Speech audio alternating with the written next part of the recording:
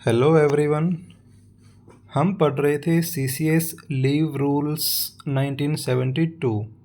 आज उसी चैप्टर को आगे बढ़ाएंगे। उसके दो इम्पोर्टेंट पार्ट को करेंगे जिनमें है commutation of one kind of leave into another, यानी कि आपने कोई छुट्टी ले रखी है, उसको ऑफिस ज्वाइन करने के बाद दूसरी टाइप की छुट्टी में किस प्रकार परिवर्तित किया जा सकता है।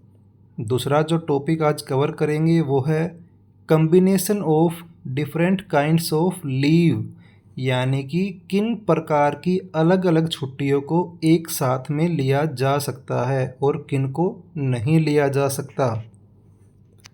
तो देखते हैं। पहला है commutation of one kind of leave into another.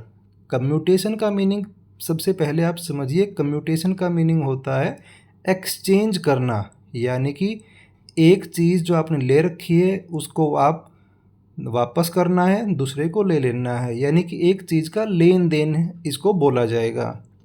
CCS leave rule में जो आपने छुट्टी ले रखी है उसको किस प्रकार दूसरे टाइप की छुट्टी में आप एक्सचेंज या कम्यूट करवा सकते हैं, उसके लिए क्या क्या नियम और शर्तें हैं।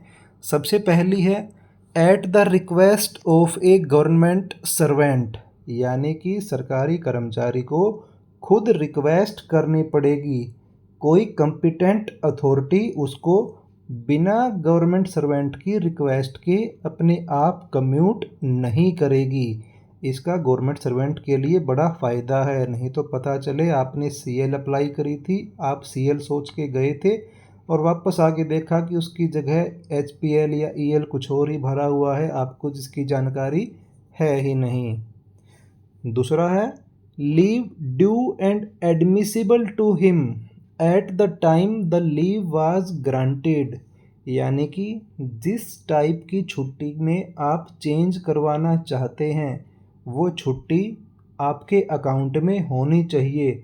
और किस समय होनी चाहिए? जब आपकी छुट्टी सैंक्शन हुई थी उस टाइम पर। एक एग्जाम्पल के द्वारा समझते हैं। मान लो कोई एम्प्लॉई है, वो 1 मई से 10 दिन की ईएल लेकर के गया था, यानी कि 1 तारीख से 10 मई तक उसने ईएल ली। 11 तारीख को आकर उसने ऑफिस ज्वाइन किया। ज्वाइन करने के बाद उसे महसूस हुआ नहीं, मुझे ईएल की जगह अपनी एचपीएल या ईओएल जो भी उसकी इच्छा थी वो लेनी थी। तो वो रिटर्न में रिक्वेस्ट देगा कि मेरी इन 10 दिन की ईएल को एचपीएल में कम्यूट किया जाए। लेकिन वो जो आप एचपीएल की डिमांड कर रहे हो 10 एचपीएल की, वो 10 एचपीएल 1 मई को जब आपकी छुट्टी शुरू हुई थी, सैंक्शन हुई थी, वो उस टाइम पर आपके अकाउंट में होनी चाहिए, तभी कम्यूट हो सकती हैं। थर्ड कंडीशन है when government servant can not claim such commutation as a matter of right, यानी कि सरकारी कर्मचारी इस कम्यूटेशन को अपना अधिकार नहीं मान सकता कि ये तो मेरा अधिकार है, मैं इसे करवा कर ही रहूँगा। नहीं, ये इसमें आखिरी रिस्पॉन्सिबिलिटी फिर भी कॉम्पिटेंट अथॉरिटी की है कि वो गवर्नमेंट सर्वेंट की रिटन रिक्वेस्ट के ऊपर क्या एक्शन ले, उसकी जिम्मेदारी है। फोर्थ पॉइंट है इसी में commutation by the authority which granted leave. देखिए, ये सरकार का रूल होता है कि किसी कर्मचारी ने, जो उसके पास पावर है वही उस काम को कर सकता है। जैसे कि जिस अधिकारी ने आपकी छुट्टी सैंक्शन की थी उसी अधिकारी के पास पावर है कि वही आपकी छुट्टी को कम्यूट भी कर सकता है। कोई अन्य अधिकारी उस काम के लिए एलिजिबल नहीं होगा। नेक्स्ट पॉइंट है written request within a period of 30 days of the concerned government servant joining his duty after the expiry of leave granted, यानी कि जब आप छुट्टी लेकर के गए थे, छुट्टी से वापस आकर जब आपने ऑफिस ज्वाइन किया, उसके बाद से आपका 30 दिन का पीरियड होगा।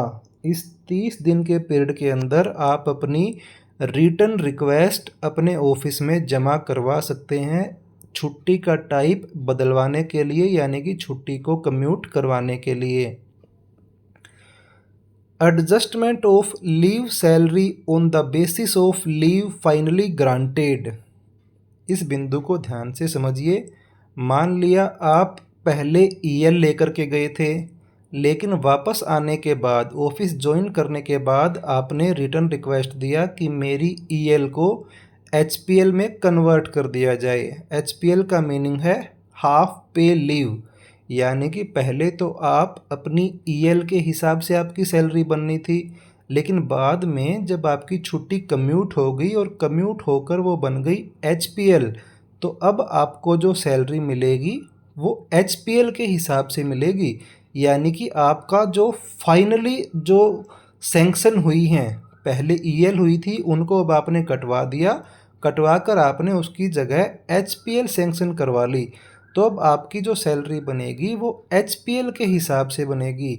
यहाँ पर सरकार का ये नियम है कि अगर आपको ज़्यादा मिल गया है तो आपसे वापस ले लिया जाएगा, और आपको कम मिला है तो आपका जो बकाया है वो आपको दे दिया जाएगा।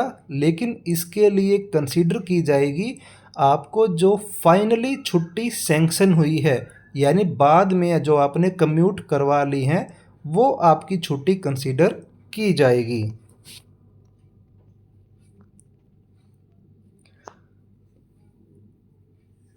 Commutation of one kind of leave into another में आखिरी पॉइंट है एक्स्ट्रा ऑर्डिनरी लीव, यानी कि जिसको ईओएल बोला जाता है। ग्रांटेड ऑन मेडिकल सर्टिफिकेट और otherwise may be commuted retrospectively into leave not due. देखिए, लीव नॉट ड्यू का मीनिंग होता है LND। आपने बहुत बार सुना होगा।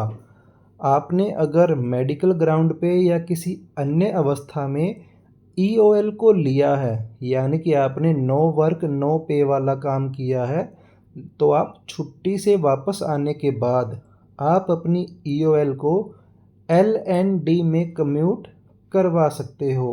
LND का मतलब होता है जो छुट्टी आपके अकाउंट में नहीं थी, लेकिन सर्विस ज्वाइन करने के बाद आने वाले समय में आपकी सर्विस को देखते हुए आपको छुट्टी मिलेंगी, यानी कि आपके अकाउंट में पहले 0 छुट्टी थी, आप 6 महीने तक सर्विस करेंगे तो आपको वैकेशन डिपार्टमेंट में है तो 5 और नॉन वैकेशन डिपार्टमेंट में है तो 15।